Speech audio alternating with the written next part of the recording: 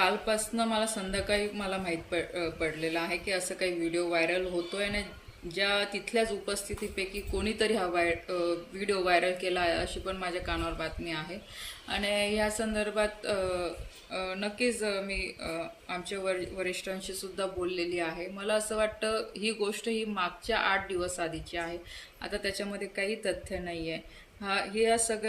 ह्या गोष्टी सगळ्या घडल्यानंतर आदरणीय गिरीश भाऊंनी सुद्धा माध्यमांशी बोलताना सांगितलेलं आहे की जे छोटे मोठे विषय होते ते गिरीश भाऊंनी ह्या सगळ्या लोकांशी बोलून ते दूर केलेलं आहे आणि ही सीट आम्ही 5 लाखाच्या मताने निवडून देऊ असं सुद्धा आश्वासन आदरणीय गिरीश भाऊंनी दिलेलं आहे.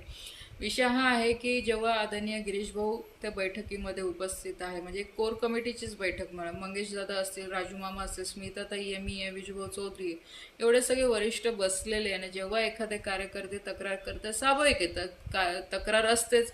आम्ही पण काम करताना बऱ्याचशा चुका आमच्याकडनं पण होत असेल, मी असं म्हणत नाही की आम्ही चुकत नाही, थोडेफार विषय होतातच. कारण शेवटी आज एवढा मोठा मतदारसंघ आहे, आज कोणी ना कोणी माझ्याकडनं पण दुखवलं गेलं असेल. पण विषय हा आहे की हा व्हिडिओ कोर कमिटीचा व्हिडिओ हा बाहेर अशा पद्धतीने व्हायरल करणं हे चुकीचं आहे. कारण की भारतीय जनता पार्टी ही शिस्त प्रिय पार्टी आहे, शिस्तीने सगळे इथे कामं होतात, एक डिसिप्लिन वाली पार्टी आहे.